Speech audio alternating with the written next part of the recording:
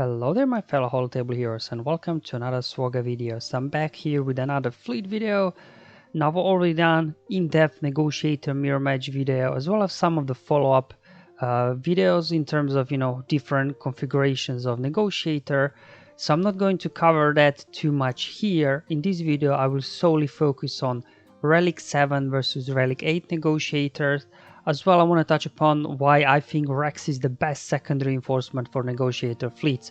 So if you're interested in those initial in-depth guides I created and different compositions of negotiator, they'll be linked in the description below to the video and to my SWGOH for Life tools, where on my ships page you can view all the guides, not just the negotiator guides that I created. So first I'll just a little bit talk through actually what Relic 8 means for negotiator mirror matches, as well as explain why I think Rex is the best second reinforcement, and then I'll show you 4 battles, so 2 with Rex in the starting lineup and then 1 with 5s in the starting and 1 with Ahsoka in the starting lineup. So if you just want to skip through the battles, you can go ahead. There'll be YouTube chapters below as always, but for those that want to listen in, let's just start.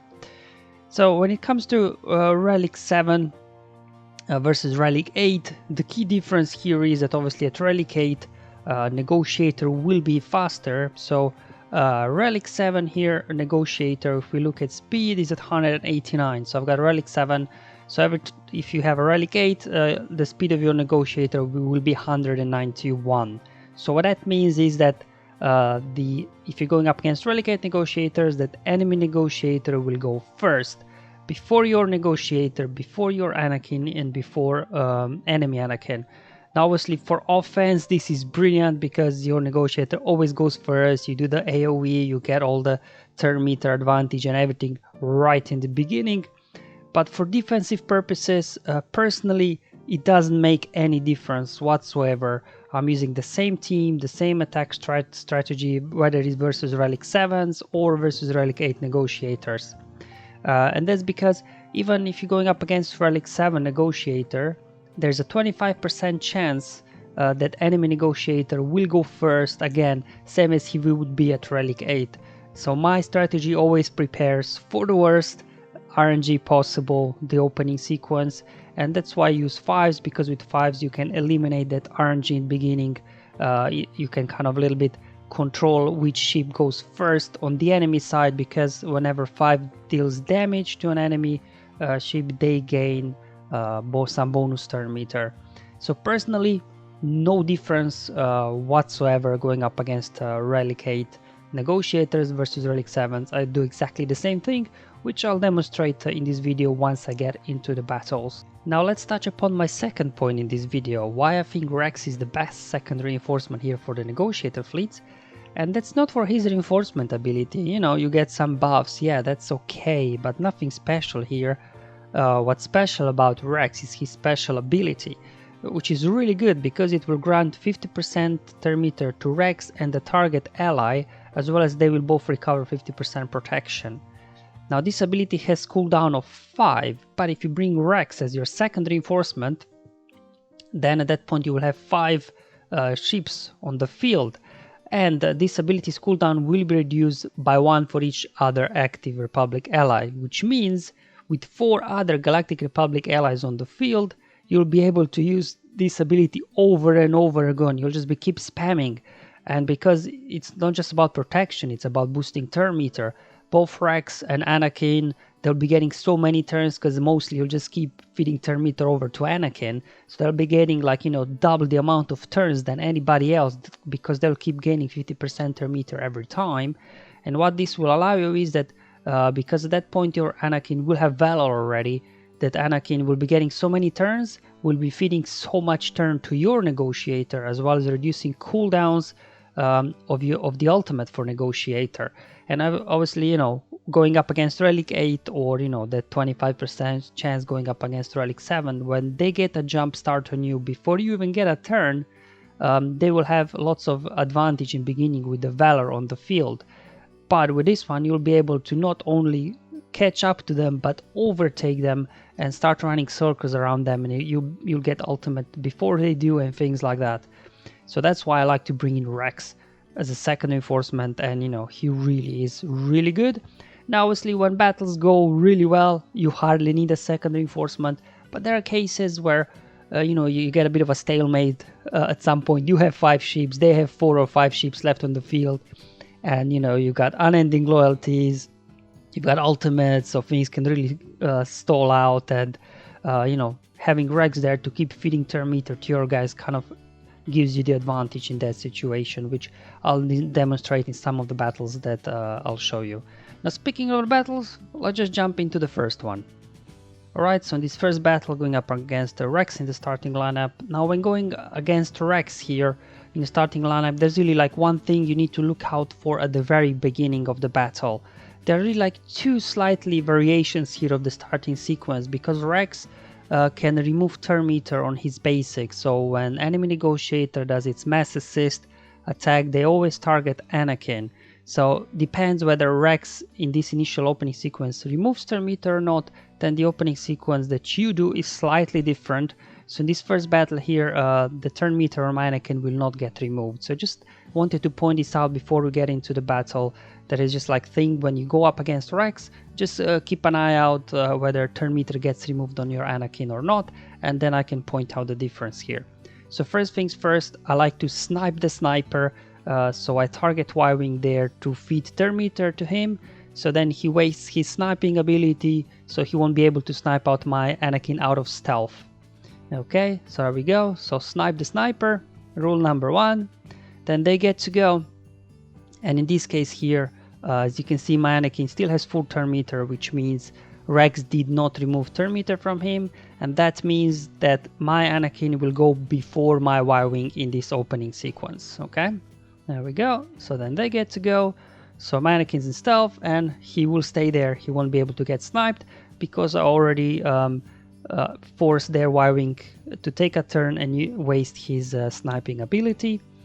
Alright, so here we go. So now with Anakin here, I'm just going to use basic attack because with AoE you may trigger, Anakin if you do too much damage, and he'll get a bonus turn. And now that he has Valor, we really want to limit the amount of turns Anakin gets, and as well as other guys.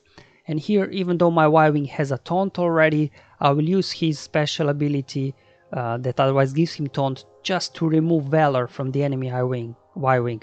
Because right now they've got Valor, we don't, so we really want to limit the amount of Valor they have on the field, just to slow down their Negotiator and their ultimate ability. There we go.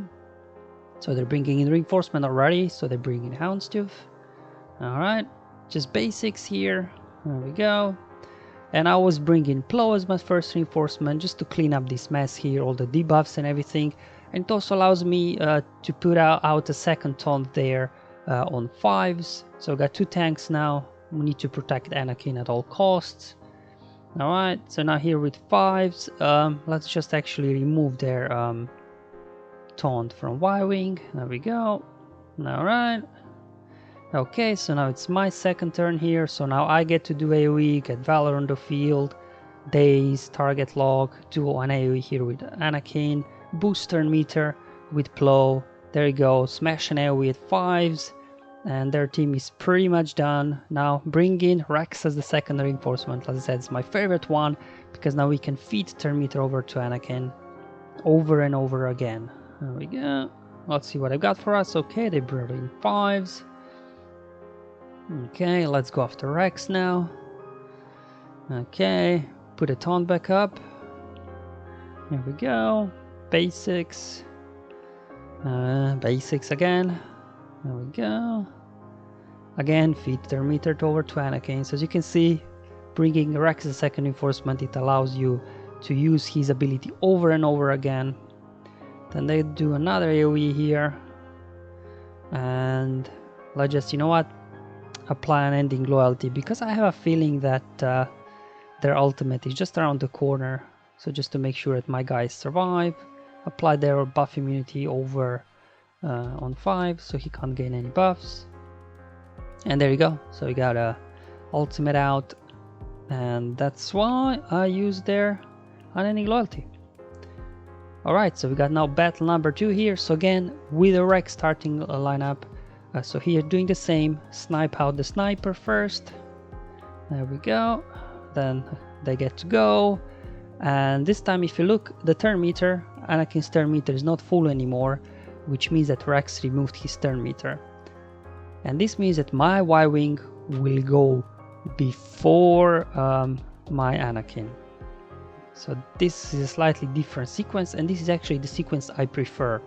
Anyway, let's apply unending loyalty, and the reason why I prefer this sequence is because now first you can actually remove the taunt over from Y-Wing, and now with the taunt out of the way, your Anakin gets a turn, and you can go ahead and apply buff immunity on enemy Anakin. And what this will allow is that because Anakin, whenever it gets Valor, it basically has permanent Valor. Whenever he loses Valor, he regains it. But because I applied buff immunity on enemy Anakin there, he will eventually lose Valor because he won't be able to regain it because of buff immunity. And that's huge because you don't need to worry about upsetting Anakin and giving him bonus turn meter because he doesn't have Valor, so he won't fuel the enemy Negotiator. So that's why this sequence actually I prefer, where your Anakin loses turn meter in the beginning, because it allows your Y-Wing to go first. Alright, so let's go ahead, bring in Blow here, dispel all the buffs, put a taunt up on 5s as usual. Now we're just stuck here behind Clone Sergeant. Okay, there we go. Yep, and as you can see, enemy Anakin there was not able to regain Valor because at that point he had buff immunity on. So now we don't need to worry about upsetting Anakin too much. He doesn't have Valor anymore. But anyway, here comes our AoE now. And then 5s does another AoE. Fuel some turn meter here with Plow. Finish off Clone Sergeant. Just do basic there. Alright, they bring in 5s now. Okay, again, let's bring in Rex here, my favorite second reinforcement, so we can keep spamming here, turn meter over to Anakin. He's got Valor, so then in return he will fuel turn meter and ultimate on my own Negotiator. So there we go, extra turn meter again for Anakin. There we go, Rex is doing his job, and here we go, we got ultimate out already. So I'll just throw those bombs out, basics, okay. Alright, so as you can see, this time enemy was not able to get the ultimate out because I was able to get buff immunity over on Anakin, so then it lost Valor. Alright, so now in the third battle here, going up against 5s in the starting lineup. So when going up against 5s will always target your Anakin, which is good because then your Anakin gains turn meter and you can just go ahead and apply buff immunity on enemy Anakin to prevent him that he gets Valor. Now obviously when you got two max 5s, they both will have the same speed, so depending on RNG, does enemy 5s go first or yours? If yours goes first, then you just want to actually tap 5s to give 5s turn meter. So that's the only difference here, but everything else is kind of the same. Your Anakin will get a turn, then you can apply buff immunity on their Anakin. Again, snipe out the sniper. There we go.